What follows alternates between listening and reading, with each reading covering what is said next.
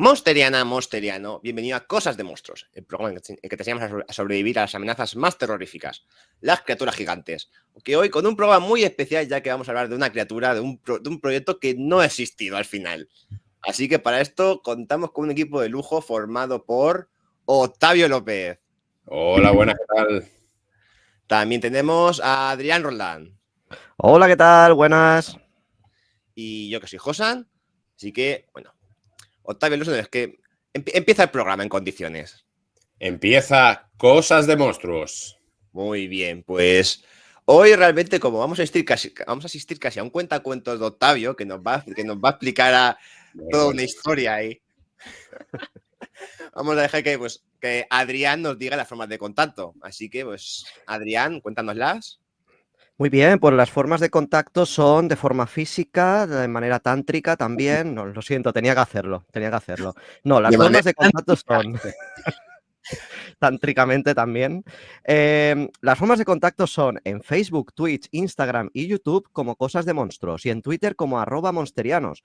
Para escuchar el podcast estamos en iVoox, Spotify y en casi cualquier reproductor de podcast como Cosas de Monstruos.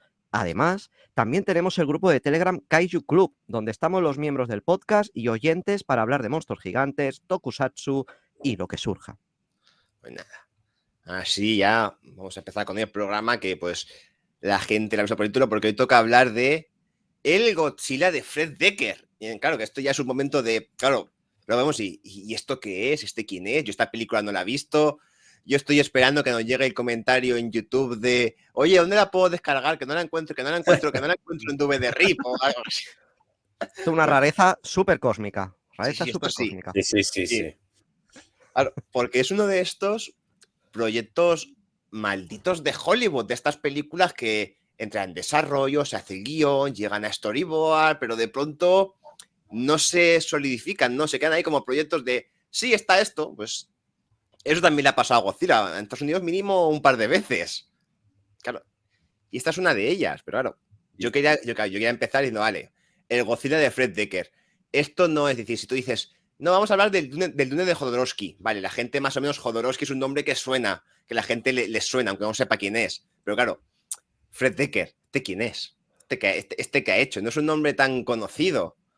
¿Quién Así es que, Octavio? ¿Quién es? claro, te digo, a ver si por ejemplo, Octavio, que nos cuente quién es Fred Decker. Pues sí, Fred Decker, era un joven entusiasta del cine fantástico, le molaba mucho, tenía un grupo de amigos que se llamaba The Pat o Guys, ¿no? Que le molaba mucho, siempre estaban escribiendo guiones y tal, le gustaba mucho el cine de todo tipo, ¿no? Las comedias, el cine fantástico, bueno, le encantaba. Le encantaban y siempre estaban, como digo, escribiendo libretos y tal, y intentando hacerse un hueco en Hollywood. Y Fred Decker tuvo muy mala suerte porque intentó entrar en las universidades más importantes de Estados Unidos de cine, donde se impartía cine, las dos le rechazaron, pero bueno, el tío siguió dando la lata y moviéndose, y tuvo una idea, después de ver la película esta de Los límites de la realidad, esta que son varios fragmentos que dirigió Steven Spielberg y Tom Hooper y Joe Dante y todo esto, ¿no? Y dijo, podríamos hacer otra película nosotros, ¿no? Entre todo el grupito de amigos. Y a él se le ocurrió hacer una historia sobre era un grupo de dos amigos que habían combatido en Vietnam y uno de ellos había muerto en pleno combate. Y el amigo volvía y se sentía como culpable de alguna manera y empezaba a ver visiones del amigo muerto, ¿no? Que venía como a vengarse. Y escribió un relato muy cortito de eso para convertirlo en un segmento de una película parecida a Los límites de la realidad, ¿no? Pero al final nunca terminó de desarrollar el guión, solo tenía como la premisa. Y otro miembro de estos, del Pat o Guys del Ethan Whaley, le dijo, oye, mira, ¿por qué no me dejas a mí la idea esta? Yo me ocupo de desarrollar el guión. Y se le dijo que sí, Fred Decker, a Ethan Whaley, y de ahí surgió House, una casa alucinante, ¿no? Ese fue el germen de esta película, bastante conocida de los 80, o sea que esa fue la primera película, digamos, que llegó a las pantallas con el nombre de Fred Decker en los créditos, ¿no? Como autor de la historia. Pero bueno, Fred Decker siguió insistiendo y dijo, bueno, voy a hacer yo mi primera película, primer guión de verdad, porque bueno, ha quedado demostrado que tengo cierta inventiva, ¿no? Por lo menos la película ha funcionado bastante bien. y empezó a escribir otra historia que acabó llamándose El terror llama a su puerta aquí en España, aunque en inglés es Night of the Creeps, en el título original, con la noche de las cosas escurridizas, ¿no? De las cosas mugrientas o algo así, ¿no? Que es un cóctel de todo lo que le molaba a Fred Dekker por entonces, pues en la película de fraternidades, las películas de colegas, las películas de babosas, que molaba mucho, por ejemplo, Vinieron de dentro de David Cronenberg, o La noche de los muertos vivientes con zombies, ¿no? Todo eso lo aglutinó ahí también con la figura de un detective pasado de rosca, ¿no? Que era el detective Cameron, y de ahí surgió El terror llama a su puerta. Como digo, ahí vertió todas sus obsesiones.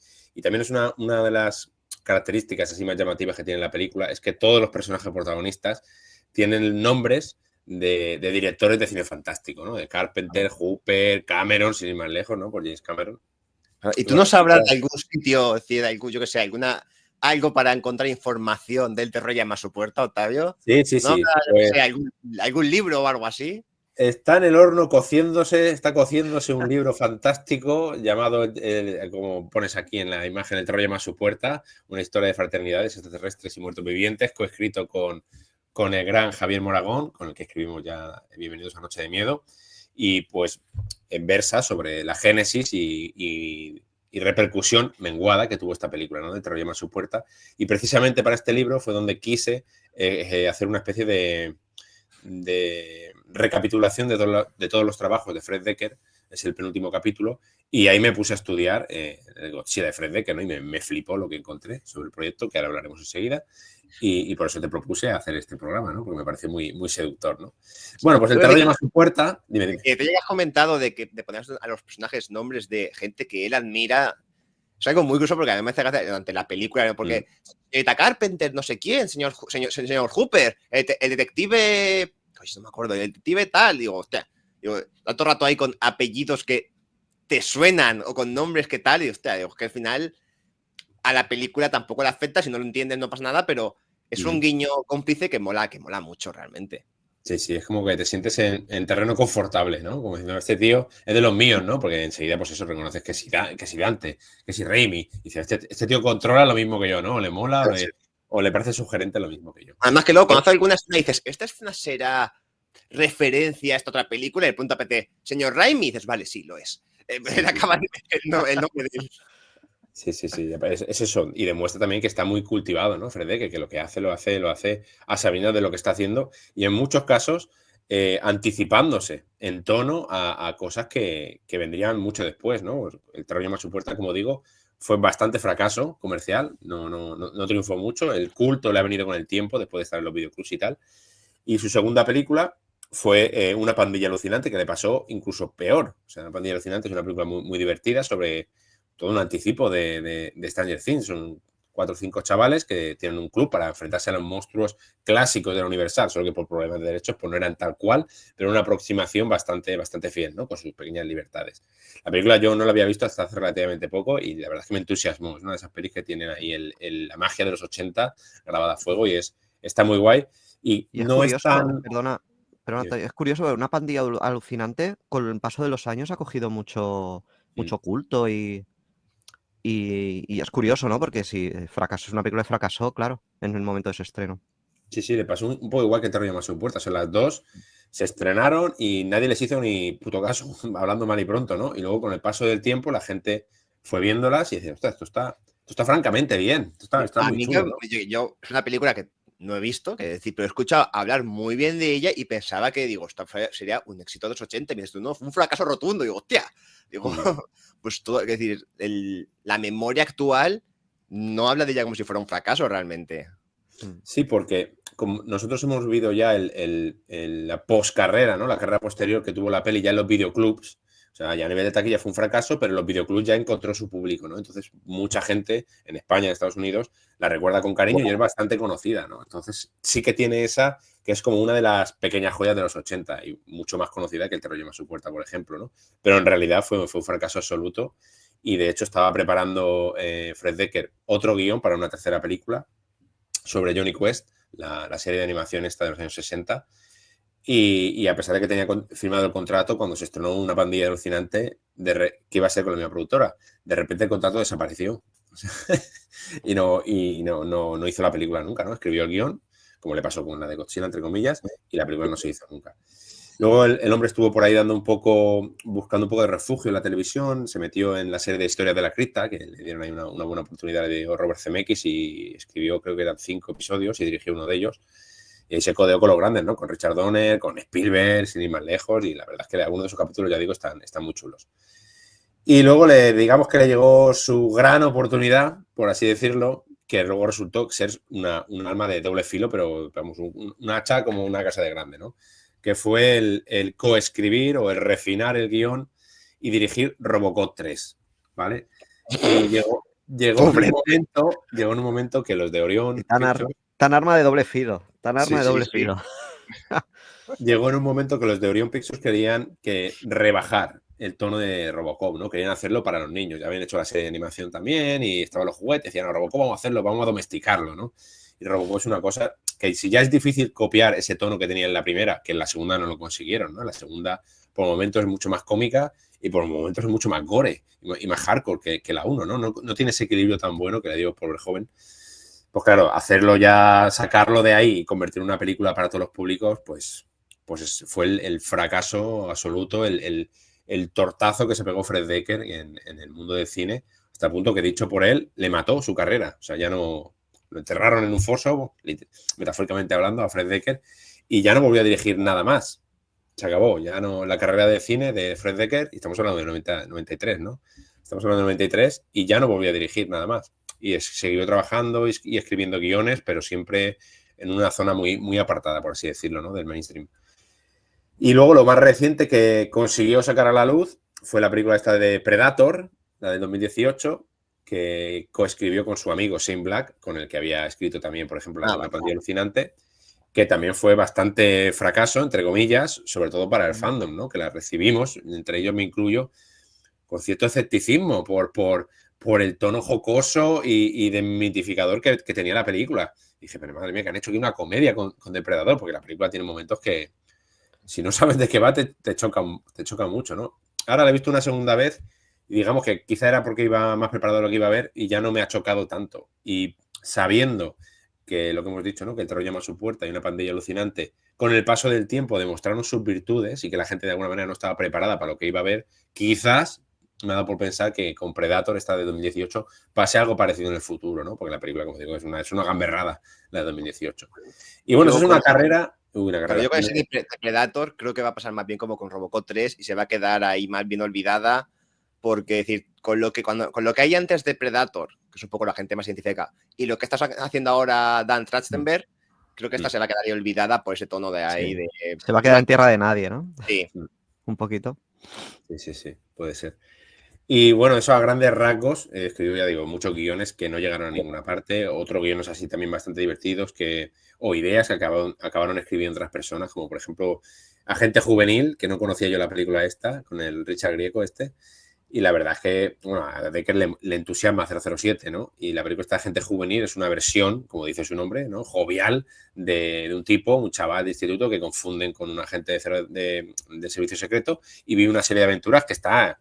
francamente bien, algunas escenas, están chulas. Y lo mismo, se anticipa a cosas que luego incluso Misión Imposible, el chicle este explosivo, por ejemplo, una cosa que salía en la película esta de Agente Juvenil, o escenas o momentos de que luego, por ejemplo, películas como GoldenEye cogieron, ¿no? Y también la película esta de Ricochet, que es una locura, es una de las experiencias más locas que he tenido últimamente, no sé si la habéis visto, pero de ser Washington pre-Filadelfia, antes de que cogiera, ya era una gran estrella, pero antes de que cogiera el culto ese de buen actor dramático que consiguió con Filadelfia, me puse a ver Ricochet y es que era un disparate, o sea, era una especie de tono, quería ser como Jungla de Cristal, de hecho hay el personaje de una periodista que coincide, digamos que comparte el mismo universo con Jungla de Cristal, pero que era una locura, ¿sabes? John Lithgow que me encanta el actor, pero pasadísimo de rosca, haciendo unas cosas loquísimas, o sea, lo meten en la cárcel, es un delincuente y la forma que tienen de solucionar las cosas, por ejemplo, en la cárcel, es disfrazarse de guerreros medievales y luchar en los sótanos y las armaduras están hechos con listines telefónicos, o sea, no lo entiendo.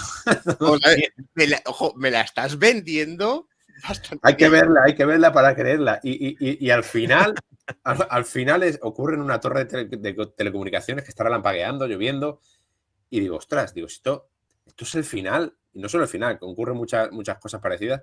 Digo, esto es un loco a domicilio, es lo mismo. Y de hecho, un loco a domicilio tiene planos copiados de cuando, por ejemplo, no sé si os acordáis, cuando Chip Douglas, el personaje de Jim Carrey, está cayendo hacia la antena que parece que se va a ensartar en la espalda, que se ve un plano de la cara y la cámara sin movimiento cayendo, que son de Ricochet. O sea, no sé si la podéis ver, es un disparate de película que no sé hasta qué punto quería serlo, pero es una locura extravagante y exageradísima. Y bueno, a grandes rasgos, como digo, me estoy liando, llevamos 20 minutos de programa, tenías tu razón con lo que va a ser un poco monólogo. Y esa es la carrera de Fred Dekker, así, a grandes rasgos. Pero el primer guión completo que escribió es el que por el que estamos aquí, que es este Godzilla King of the Monsters in 3D, en 3D, que fue lo primero que escribió, por así decirlo, y que no llegó a ninguna parte. Pues nada, vamos a empezar a escuchar hablar de que nos cuentes, bueno, un poco el origen de este Godzilla. Godzilla King of the Monsters in 3D. Es decir, ya son 3 títulos. Godzilla, por un lado, King of the Monsters, como se llamó al remontaje americano con Raymond Burr, y en 3D. Tenemos ahí, Sí. digo, pues, a ver. Pues O sea, esto, mira, esto data del 83. Aquí ya estaba en contacto con Steve Miner, que es el con el que Steve Miner, si no recuerdo mal, es el que al final acabó dirigiendo, ¿no? Era el director de House, Una casa alucinante, sí, ¿verdad? Creo que sí. Y sí. Y Steve Miner le propone, ¿no? Digamos que tiene el visto bueno del atojo para escribir un guión de la primera versión norteamericana de Godzilla. Estamos hablando del 83, insisto. Y tiene el visto bueno de Toho para hacerlo. Y entonces Steve Miner dice, no, vas a escribir una película, yo tengo la idea, pero vas a escribir tú el guión completo. Y vamos a desmarcarnos un poco de la mitología de Godzilla, vamos a hacer algo más espectacular y tal, y vamos a intentar acercarlo a E.T. Esto es un poco locura, ¿eh? Vamos a intentar acercarlo a E.T. en esa relación que tenía Elliot con el extraterrestre, ¿no? De un niño, porque esto lo contaba Fred Dekker en muchas entrevistas. Dice, no nos olvidemos de que entonces, en el 82, E.T. el extraterrestre lo había petado por todas partes, ¿no? O sea, era una cosa increíble cómo se había quedado el público de entusiasmado con la propuesta, ¿no? Y decían que querían hacer algo parecido con Godzilla. Ahí tenemos una imagen del storyboard que sale el niño protagonista que desarrolla un vínculo con Godzilla parecido, ¿no? Luego en el guión no. Aquí hay que decir que yo no sé si esto, claro, también es. Luego lo haremos jugando porque hay muchas cosas que han ocurrido a posteriori de esta película que realmente ya estaban aquí. Y es que cada vez dices, esa fusión entre E.T. y Godzilla es algo similar a Gamera. Y Eso. concretamente de un niño o niña con que entabla una relación especial con el monstruo, o incluso, como pasaba en E.T., llega a sentir lo mismo que él, o llega a tener una relación más empática. Es lo que vimos en Gamera de Kaneko, realmente. Tal cual, es eso, sí, es exactamente eso. Y bueno, Miner tenía esta idea de hacer este vínculo y Fred Dekker se pone a escribir la historia. Y Fred Dekker, pues, como digo, vierte sus obsesiones, cine fantástico, de lo que le molaba al hombre, mete ahí una trama más puro estilo 007, en el sentido que están los soviéticos por ahí, que quieren hacerse con unos misiles nucleares. Le molaba mucho Operación Trueno y acababa no sé si se había estrenado, estaba a punto de estrenarse el remake no oficial, el de Nunca Diga Nunca Jamás, que igual, son ahí el Spectra que roba unos misiles para hacer ahí un chantaje a las superpotencias y tal. Mete también el rollo del cine catastrófico de los 70, el Coloso en llamas y todo esto, y una aventura en la que primero aparece no saben en qué entonces, es una cría, un monstruo gigantesco, de aspecto dinosauriano, ¿no? Y lo estudian, ¿sabes? No, está fallecida la criatura, se pone a investigarla, esto qué es, tal. Hay un agente como del servicio secreto, que es el protagonista, no me acuerdo del nombre, lo tengo ahí apuntado. ¿Cómo era el nombre este? El de la gente es a ver, ya lo tienes por aquí. El militar Peter Daxton, ¿no? Peter Daxton, sí. Eso. Que lo describe en las primeras páginas como el tío que no puede molar más, ¿no? Creo que una frase así literal. Y lo describe ahí con un parche en el ojo y fumando un cigarro y tal, que a mí me recuerda a Snake Plissken, ahí tenemos la imagen. Claro, yo cuando lo vi, tengo que decir que sí, que el parche me recuerda a Snake Plissken, pues lo primero que pensé cuando lo veía, además, en el storyboard, ese traje ceñido, esa especie de... esa especie de tirantes, sí, tirantes, el pelo, el parche, digo, si es el Nick Furia de Esther Anko o el de Jack Kirby. Pero está bien, digo, es que es el propio Nick Furia, que luego además compruebas con un poco cómics de los 70 del personaje, es tal cual. Claro, es decir, lo hemos comentado antes, que este director tiende a poner personajes, a nombres a gente que admira. Claro, cuando hay un señor Kirby, dices, vale, es que blanco y en botella, es decir, si visualmente es una mezcla entre Nick Furia y Snake Plissken, y hay un tío en la película que se llama Jack Kirby o señor Kirby o lo que sea, digo, vale, es que está claro, es decir, la inspiración está clara tanto en detalle como en imagen. En personalidad no sé, porque ahí depende. Yo tengo un par de preguntas para Octavio. Entonces, ¿este proyecto inicialmente lo iba a dirigir Steve Miner o Sí. luego originalmente Creo, era... creo que en origen era con la idea de dirigirlo él. Sí, sí. Lo que pasa que como era en 3D y se le fue un poco la cabeza a Fred Dekker en hacerlo tan espectacular, luego no había ninguna productora que confiase, porque a fin de cuentas Steve Miner sí que había hecho alguna película, pero sin ir más lejos, Viernes 13 parte 3 en 3D, pero claro, no dejaban de ser pequeñas producciones, que sí que tenían pasta, pero no eran superproducciones, no eran películas de grandes presupuestos, ¿no?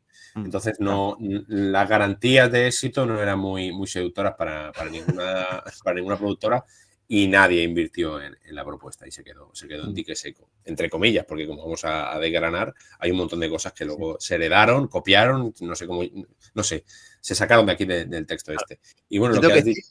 Sí, que lo de Godzilla en 3D, lo primero que me viene a la cabeza, es decir, además tengo el Monsterano Mix muy reciente, es el videoclip de Jamiroquai. Digo, esto Godzilla en 3D es, te vas al cine y aparece Godzilla reventando la pantalla y metiéndose ahí. Digo, esto va por ahí. Ya lo contará Octavio, pero hay una escena del guión, ¿no? Sí. De Dekker, que es muy parecido al videoclip de Jamiroquai. Sí. Y bueno, lo que decías también de los nombres de personajes, aquí hay un montón, aparte de Kirby, por lo que recuerdo estaba un tal Honda, un tal Suburaya, no recuerdo con quién más había un tal Atkins, que luego sería el protagonista del Terror llama a su puerta. Aquí no había empezado todavía con el Terror llama a su puerta a escribirlo. O sea, pero que sí que no tan marcado como en el Terror llama a su puerta, que enseguida identificas a todos los directores de cine fantástico, los nombres de directores de cine fantástico, pero sí que había un montón de alusiones a varios personajes, artistas que le molaban a Dekker, ¿no? Y el Daxton el Peter Daxton, tiene un chaval, tiene un hijo, no sé si era Kevin, no me acuerdo del nombre, que es el que acaba desarrollando ese vínculo, ¿no? Con Godzilla. Como digo, eso, aparece una primera criatura bastante grande, pero muerta, ¿no? Empiezan a investigarla, incluso aparece, por lo que quiero recordar, también un trilobites. Dice, ostras, Trilobites, pero está vivo. Esto es un homenaje a la de Gabumbo del monstruo, igual, que apareció en Trilobites y estaba el doctor Yamane flipando, ¿no? Con que estuviera vivo y era una prueba de que provenía del Mesozoico el animal este de Gabumbo del monstruo. Pues lo mismo ocurría aquí, ¿no? Que yo creo que era, pues eso, más que algo argumental, sino algo de Dekker, decir, ostras, que yo controlo, que sé de dónde viene todo esto y aunque tenga ciertas libertades, sé que el Trilobites viene asociado directamente al origen cinematográfico de Godzilla, ¿no? Pero bueno, al final aparece el Godzilla auténtico, el grande, es un poco como Gorgo, lo admitía el propio Fred Dekker, que dice, es un poco copia de Gorgo, dice, pero bueno, estaba bien. Y en este caso la criatura estaba muerta ya, o sea, el hijo, me refiero, el vástago. Y el Godzilla el padre, cuando ve al hijo muerto, pues ya se vuelve loco perdido y empieza ahí una ola de destrucción por todo San Francisco, que es otra de las cosas que, como veremos, se ha utilizado en películas posteriores del monstruo. Dekker ambientó la película en San Francisco porque él era natal de San Francisco, ¿no? Y bueno, tiene una escena súper chula, están los storyboards, ahí los jets ahí disparando en el puente, en el Golden Gate y todo esto. Y luego llega a la ciudad y la lía parda. Allí están en un helicóptero lanzando misiles y tal, pero no pueden con misiles, fuego, lo que sea, contra el monstruo, y no pueden con él. Y es lo que tú decías, Adrián, en un momento determinado están viendo Viernes 13 parte 3 o sea, 3D en un cine, y uno de los espectadores, según se encuentra en el guión, dice, 3D de esta película es una puta mierda, no vale nada. Y justo en ese momento irrumpía una pata de Godzilla y reventaba ahí la pantalla en 1000 pedazos, ¿no? Que eso hubiera molado verlo en el propio cine, ¿no? Viviendo eso. Y luego Jamiroquai se pone a cantar. Ya lo mezclamos todo, es decir, claro. Sí, pero sí, vamos, que, a ver, además todo este concepto también de Godzilla y el hijo de Godzilla también es algo, decir, que vale, sí, él a lo mejor coge su inspiración de Engorgo, de tener a la criatura adulta y la pequeña, pero vamos, que al fin de cuentas es un recurso muy habitual dentro del cine de Godzilla, de poner a Godzilla como el gran monstruo y que haya una cría por la que él también tiene su relación. Ese mini la de la Showa, ese mini Godzilla de la Heisei. También el hecho de encontrar una criatura, ¿no? Y que luego, no, es que era la cría. Y aparece el grande de verdad, ¿no? Lo han utilizado desde, bueno, Gorgo, en Megalodón, incluso en Godzilla, el planeta de los monstruos, ¿no? Que se cargan al primer Godzilla y luego aparece otro de 300 metros. En Tiburón 3D creo que hacían esto también, creo. Es un recurso bastante habitual.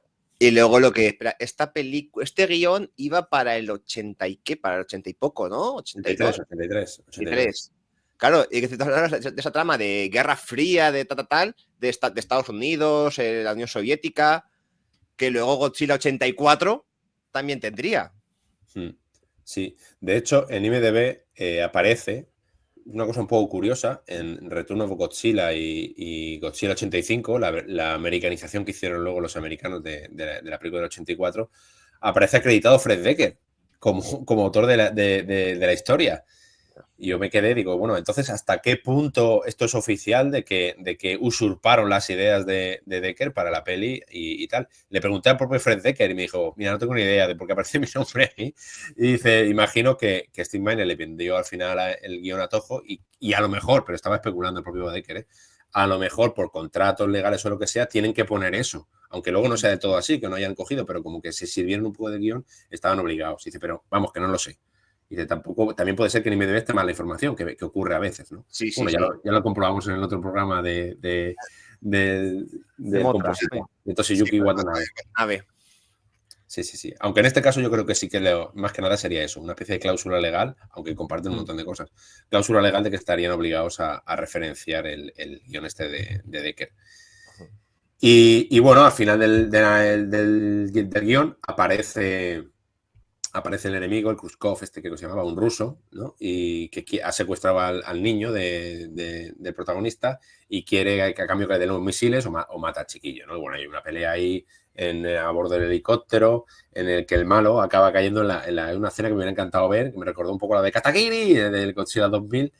Acaba el villano en la zarpa de Godzilla y Godzilla lo mira así y le dispara a fuego y lo reduce a cenizas en su propia palma de la mano, ¿no? Yo creo que una escena muy, muy potente que hubiera dado mucho juego. Pero luego al final el padre, el Peter Daxton se ve obligado pues, a acabar con Godzilla con el misil nuclear, ¿no? De que estaban intentando encontrar o hacerse con él durante toda la película. Y le tira ahí un zambombazo y se carga a Godzilla, ¿no? Y en los últimos momentos, pues Godzilla mirando al hijo, como rompiendo o despidiéndose de ese vínculo que tenía, ¿no? En el momento más emotivo de la peli. Y eso es a grandes rasgos el argumento de este Godzilla King of the Monsters en 3D, que como digo, pues ya hemos apuntado aquí algunas cosas, tenían un montón de cositas que luego fueron... Estoy pensando, decir, la secuencia que has narrado de Godzilla con la garra, con el malo y metiéndole un aliento atómico para reventar, digo, hostia, eso bien grabado, es una imagen potentísima realmente. Y luego estamos viendo por aquí diseños en imagen, diseños de Godzilla, pues la gente nos escuche por iVoox, pues o bien que se pase un momento por YouTube, o bien que las busque no sé si por YouTube no sé si por Google aparecerán, pero vamos, que nos busque por YouTube que estamos compartiendo. El diseño de Godzilla, sin llegar a ser el Godzilla clásico, es muy godzilesco, es decir, no es el lagarto de Emmerich, por ejemplo, no. Es realmente un señor monstruo dinosauroide, por así decirlo. Sí. Bueno, de hecho, recurrieron a William Stout, el artista que era un artista especializado en dibujar dinosaurios. Tiene varios libros dibujando dinosaurios y tal, solo de ilustraciones de dinosaurios, ¿no? Entonces, yo creo que encontró este hombre, William Stout, el equilibrio perfecto entre ese dinosaurio, que luego, por ejemplo, mira, ahora viéndolo me estoy acordando mucho de Godzilla Minus One, la primera versión esa de Godzilla que sale, se parece bastante. La de la isla de Odo. Sí, exacto. Y con la pose clásica de Godzilla. Yo creo que hizo ahí un maridaje que nadie más lo ha sabido hacer, incluso las películas de Monsterverse. Sí, pero que no, pero ese Godzilla clásico, pero que no sé. A mí el Godzilla que se sacó de la manga William Stout, me hubiera molado verlo. Incluso hicieron la maqueta, que es pues la foto que has puesto antes, que sale William Stout ahí con la maquetilla esa y tal, que lo esculpió la maqueta Stephen Cercas, que era un gran artista, un escultor que esculpió las figuras, por ejemplo, de la película El planeta de los dinosaurios. y hicieron cierto trabajo, como estos storyboards que estamos viendo y tal, ciertos paneles para intentar vender la película, ¿no? Pero como digo, al final nada, no les sirvió de nada y nadie confió en el proyecto. Sí, la foto esa que ha puesto Josan antes de Fred Decker, que sale la maqueta, la escultura de Godzilla, es más evidente, ¿no? Es que Sí, es muy aunque parecido al ese no es Godzilla Fred Decker. clásico. Ese no es Fred Decker, ese es ¿Eso no es Fred William Decker? Stahl. Ese Ah, vale. Stahl. Vale. Pero igualmente Ese- se ve evidente que ese maridaje entre Godzilla clásico sí, pero con elementos un poquito más modernos, más modernizados, pero que está muy bien. Sí, está muy chulo. Y se parece un poco también al proyecto que estamos hablando antes en off, el de Jan de Bond, el de principio de los 90. También le dieron ese enfoque ahí, que fue Stan Winston, si no recuerdo mal, el encargado de gestionar o de buscar el diseño. Se parece mucho. Estas versiones americanas son muy dinosaurias también, que luego incluso yo creo que en Roland Emmerich y Dan Devlin, los que al final acabaron haciendo la del 98, extremaron demasiado, se desvincularon mucho del aspecto japonés de Godzilla y se abrazaron con fuerza a la versión, digamos, más dinosauroide de Godzilla, ¿no? Sí, ¿tú crees? Sí, solo un poco, solo un poco. Pero bueno, lo que digo, si de verdad uno quiere empaparse de verdad de lo que hizo Fred Decker y lo visionario que era, yo recomiendo que se lea uno de los dos guiones. Hay dos versiones online. Es fácil, tan fácil como poner Godzilla, Fred Decker Script y te salen, ¿no? Y está muy bien y ahí te das cuenta de todo lo que había y de todas las referencias que posteriormente fueron asimilando las películas, ¿no? Ya hemos mencionado que la del 84 es que es tal cual. O sea, es esa tensión que hay entre las potencias americanas y los rusos está ahí, sin ir más lejos. Pero luego también hay una secuencia, claro, decir, que prácticamente está calcada en el de Emmerich, que ese momento de Godzilla aparece, revienta un navío japonés, creo, y aparece ese mensaje del japonés diciendo ¡Ojira! ¡Ojira! Sí. Claro. Mira, está eso, de un marino, un pescador japonés diciendo eso, y no recuerdo si delante de un fuego y todo, ¿sabes? O sea, es que ya la leche, incluso lo están grabando con la videocámara, diciendo eso, que es tal cual lo de Roland Emmerich. Luego tenemos un momento que cuando Godzilla llega a San Francisco, hay un teleoperador, un de estos de noticias, que está grabando el monstruo como él pisa delante de él, que es tal cual ocurre en la de Godzilla del 98. O el momento que Godzilla se da cuenta de que han muerto sus hijos y monta en cólera, ¿no? Que es tal cual ocurre en la de Fred Decker y, bueno, en la del 98, cuando ve a todos sus hijos muertos al final en el Madison Square Garden y ya se pone a perseguir a los protagonistas, ¿no? Incluso hay una escena que también está en la de Fred Decker, que es un homenaje a su vez a Tiburón, porque es una de la película favorita de Fred Decker es Tiburón, y es el momento si os acordáis en Tiburón, que bueno, van con la horca y digamos que el tiburón se queda enganchado y va tirando un poco del barco, de la horca. Eso también está magnificado en el guión de Fred Decker, en que sale Godzilla y vamos, arrastra hasta prácticamente al fondo al pesquero que lo está arrastrando, ¿no? Con el que se ha quedado enganchado. Que en la de Roland Emmerich ocurre lo mismo, solo que con 3 pesqueros en lugar de uno. Arrastra igual a los barcos hacia abajo. O sea que hay multitud de cosas que a mí me sorprendió. También me estoy aquí emocionando mucho, pero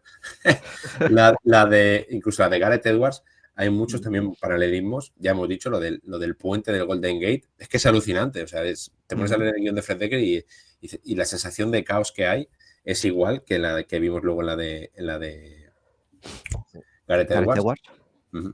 Es que ya solo falta que... Y es que ves... Ya solo falta que el salto base con los paracaidistas encima de Godzilla también es cosa de Fred Decker. No, eso no estaba. Eso creo que no lo utilizan en el guión. No.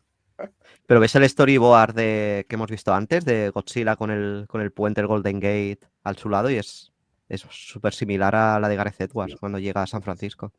Sí, está muy bien. Y luego incluso hay un momento que luego sale la de Godzilla King of the Monsters, pero la del 2019, que van con el submarino buscando los restos del misil y tal, y se topan con Godzilla y conforme está en el descrito, a lo mejor es que yo iba buscando ya la referencia, pero está descrito en el guión, igual que la escena esa súper chula de la película del 2019, en la que sale Godzilla de frente con los ojos refulgentes, si os acordáis, que sale con los ojos en blanco ahí, de frente, con los visores estos, con las cristaleras que tienen en el submarino ese como del futuro, en esa peli, que dije, coño, esto también, esto es de la película de Fred Decker. No sé, es que no para, te pones a leerlo, incluso lo que decíamos, esto del Coloso en llamas, que es una de las cosas que más me gusta a mí de la del Retorno de Godzilla de 84, esa sensación de ciudad que se está cayendo a pedazos en un mar de fuego a causa de la destrucción de Godzilla.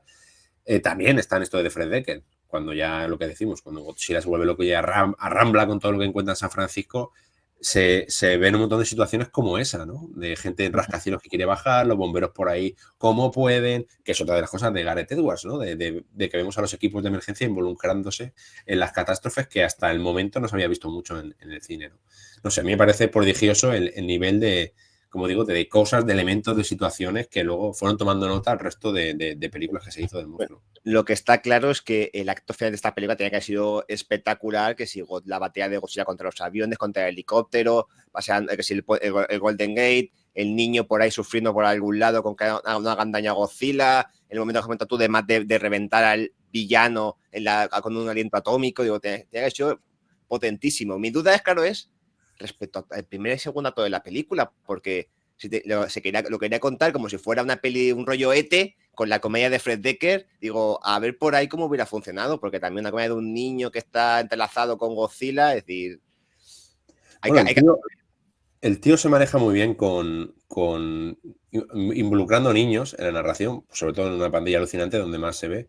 Y el Robocop 3, a pesar de que tiene la fama que tiene la peli es de aquella manera, la verdad es que de lo que más me gusta a mí es cómo está metida el papel de la niña que sale ahí en Robocop 3, ¿no? Tiene cierta facilidad, lo decía, de dejar fluir su niño interior en las historias, ¿no? Y no tiene mucho humor el guión, por lo que recuerdo, que a lo mejor tiene alguna frase irónica, algún personaje, pero no recuerdo grandes escenas de humor ni de comedia en el guión de Godzilla de Fred Decker, ¿eh? O sea, y por lo que recuerdo, estaba construido, que era lo que quería hacer él, igual que Tiburón, que era su modelo a seguir, en el sentido de que Godzilla apenas aparece en el segundo y tercer acto, o sea, en el primer y segundo acto del guión, o sea, lo va mostrando muy paulatinamente, como digo, entre sombras, la escena del submarino que solo se ven los ojos, lo iba mostrando muy poco a poco, también con el engaño de que es más pequeño, porque la cría al principio pensamos que es el monstruo definitivo, pero luego descubrimos que solo es la cría. Entonces es el clímax al final, cuando sale Godzilla adulto, es el último tercio, ¿no? Y va jugando, que también lo hizo Gareth Edwards. Gareth Edwards también iba esparciendo la cantidad de apariciones y el tiempo que aparecía en pantalla, lo iba haciendo de manera gradual. Para muchos se equivocó, Gareth Edwards se pasó de rosca un poco a la hora de enseñarnos a Godzilla, pero que es otra de las cosas que ya estaba aquí en el Godzilla de Fred Decker, que por ejemplo la de Roland Emmerich lo hizo, pero muy un poquito. Los 20 primeros minutos, ¿no? Sí, media hora, una cosa así. El primer ataque en Nueva York, la primera vez que sale en el puerto, sí que es verdad que solo vemos las patas y la cola, pero luego una vez que le ponen la emboscada con los peces y tal, ya tenemos ahí Godzilla ya que satura un poco la peli, ¿no? No sé, ya digo, me parece increíble la capacidad visionaria que tuvo Fred Decker de buscar pasajes, ¿no? Es decir, esto tiene que quedar la de la hostia, es decir, esto tiene que ser la hostia. Y al final se pegó la hostia a él porque no vendieron la película y fueron otros los que se ocuparon de materializar sus ideas, ¿no? Que es un poco lo que le ha pasado, entre comillas, con muchos de sus proyectos. Sí, al respecto del guión, claro, el problema seguramente es que era muy ambicioso, ¿no? Que era aunque diluyera la presencia de Godzilla en los dos primeros tercios, el clímax, por lo que se intuye, iba a ser espectacular, increíblemente ambicioso. Claro, eso en el pleno año 83, con estos dos señores que venían de la serie B, ¿no? O sea, del bajo presupuesto. Claro, normal que que no lo consiguieran, ¿no? Que no apostaran por... Desgraciadamente, ¿no? Y la pregunta es, claro, ¿y todos estos efectos del tercer acto? Estamos en el 83. ¿Cómo los pensaban grabar? Es decir, ¿con qué tipo de efecto digital, stop motion, hombre del traje? A lo mejor a lo King Kong, ¿no? Lo King Kong de Dino de Laurentiis, a lo mejor. Tengo entendido, si no recuerdo mal, que lo iba a hacer con stop motion, ¿vale? Y no me acuerdo bien porque he encontrado informaciones contradictorias. No sé si lo iba a hacer Randall William Cook, que luego trabajó en Los Cazafantasmas y fue uno de los responsables de los efectos de serpiente. Uy, serpiente de mar, madre mía, cómo se me va la bola. De la serpiente voladora. ¿Vale? De la serpiente voladora. Pero también mencionaron a otro en alguna entrevista que no recuerdo quién era otro de estos clásicos de la animación fotograma. Creo que no era Phil Tippett, era otro, pero que vamos, que la intención era hacerlo por animación a fotograma. Claro, aquí o eso o animatrónicos tipo King Kong, como habéis dicho, que yo creo que hubiera sido un full, como luego se demostró en la del 84, que hicieron el muñeco, funciona un poco mejor que el King Kong del 76, pero que tampoco, al final lo dejaron ahí para 2 segundos de película, ¿no? Entonces, no hubiera sido mala acción el stop motion, pero estamos en esta etapa, creo yo, de entre el ocaso del stop motion y que estaba a punto de nacer, ¿no? Los efectos digitales. Entonces, a lo mejor tampoco era el momento, yo qué sé. A lo mejor si hubiera quedado por stop motion, no creo que hubiera sido lo mismo, pero a lo mejor hubiera pasado un poco como Furia de Titanes, ¿sabes? Que Furia de Titanes es como el ocaso de los efectos de animación fotograma a fotograma, que la película está bien, aunque a mí no me entusiasma, me parece de las menos interesantes de Ray Harryhausen, pero ya digamos que la gente dice, hostia, una película que, mira que, y todavía se utilizaba, ¿no? Como en el Imperio Contraataca, en el Torno de Jedi, pero que resida tanto en los efectos de animación fotograma a fotograma, pues no sé, se veía como un poco desfasado, creo yo, y no sé si a lo mejor eso también, como efectivamente pensaron o pudieron pensar los que no compraron la película, decían, hostia, es que esto no lo veo claro luego a nivel de plasmación cómo lo vamos a llevar a cabo. La cuestión es que al final esta película tiene que si cosas, bueno, la relación con el niño, que pues depende cómo lo fueran a mostrar, era más gamera de Kaneko, o depende si era el niño superpoderes como la Miki Saegusa de la era Heisei. Luego que si momentos, escenas que el tono más de espionaje político que pillaría Godzilla 84, más luego la aparición del Godzilla Junior, que eso ya es un clásico, más gran cantidad de escenas que hemos visto que luego han reutilizado, que si en estructura Edwards, tal cual Emmerich. Entonces al final es que claro, esta película ha ido, es decir, pues el pobre Fred Dekker no la pudo disfrutar, pero o no, igual yo que no era la época, que si hubiera estado en el 83 no hubiera del todo salido bien, por lo ambicioso que era visualmente, pero que ha tenido su influencia en la saga de Godzilla realmente a posterior. Sí. Yo creo que mira lo que voy a decir, creo que es una de las no películas más influyentes de la historia de Godzilla. Pero bueno, me acabo de acordar de otra que es el momento este del Godzilla 84, si os acordáis, que guían a Godzilla hasta el interior del volcán con los sonidos de los pájaros, ¿no? Pues aquí hacen lo mismo, al final guían a Godzilla hasta Alcatraz, hasta la isla de Alcatraz, que es donde tiene lugar el final, ¿no? Este que hemos hablado de que reduce al malo a cenizas con el aliento y tal. Lo dirigen con grabaciones del hijo, con grabaciones de los rugidos del hijo, pues otro recurso que luego encontramos un año después justo, ¿no? O sea que yo no creo que sea casual un montón de cosas que encontramos en que a la vez, os puedo decir, no creo que es, igual sí, quién sabe, es lo que utilizaron en Gappa para atraer al monstruo. Sí. Otra película de vástagos y monstruos. Sí. Sí. Claro. Todo gira alrededor de Gappa. Ya lo dijimos. Sí. Pues nada. Y este Godzilla de Fred Dekker fue el primer gran intento en Estados Unidos por adaptar Godzilla, ¿no? De alguna manera. Este fue el primer gran intento, entiendo, ¿no? Pues yo creo que sí. No sé, sin contar todos los remontajes que hicieron en los 50, en los 60, que si Gigantis de Fire Monster, que si tal. Yo creo que este es el primer gran intento, ¿no? Sí, yo para diría hacer un Godzilla americano. que sí, por lo menos a nivel conceptual, ¿sabes? Y parejo, yo lo estamos hablando antes también, con el de Jan de Bond, que mencionaste eso también el otro día. Yo creo que son los dos grandes proyectos nunca realizados del Godzilla americano. Sí. Bueno, yo con esto ya le hemos pegado un buen repaso a la película que no existió, porque incluso ya nos preguntan por aquí, ya llega Eugenia a saludar y dice, oigan, que encontrar la película ripeada en VHS, ¿saben dónde pueden encontrarla en calidad DVD? Pues yo, en este universo igual no. Es decir, igual si sabes saltar a otro universo donde la peli se hizo. Bueno, estamos en un futuro muy, muy incierto, ¿eh? Quizá dentro de 3 meses, conforme avanza la IA, le metas el guión de Fred Dekker por ahí y te saque la película, vete tú a saber. Sí, pero es decir, creo que lo que podría hacer una IA con el guión de Fred Dekker sería bastante mierda comparado con lo que podría hacer Fred Dekker en el 83. Sí. Y también Call of Duty también se ha pasado, nos ha hecho ahí que buenas. Sí, pues yo creo que ya podemos acabar, 45 minutos. Bueno, ha de ser una película que dura 0 minutos, solamente con el guión y con escenas, así que pues nada, yo creo que ya nos podemos despedir hasta el próximo programa, hasta dentro de...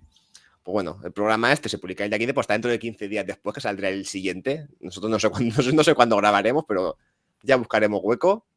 Así que, Adrián, muchas gracias. Un súper placer, muchas gracias. Octavio, hoy también. Gracias por tu sabiduría, gracias por la historia. Además, que la documentación ha sido tuya, toda la idea ha sido tuya. Este programa es Made in Octavio. Me lo paso genial, pero es que me había empapado tanto y me había entusiasmado, digo que esto lo tengo que escupir aquí como aliento radiactivo. Lo tengo que Sí, sacar, lo tengo que sacar. Sí, sí, sí. Ya me despido y hasta el próximo programa a todos los oyentes. Muchas gracias por haber escuchado y dejadnos comentarios con qué os ha parecido y si queréis más de estas historias de películas que no se hicieron, porque está por ahí, como ha salido un par de veces nombrado, el Godzilla de Jan de Bond, que tampoco llegó a asistir. Así que, si os ha gustado, pues dejádnoslo en comentarios. Así que ya, adiós y hasta la próxima. Adiós. Hasta Chao. luego.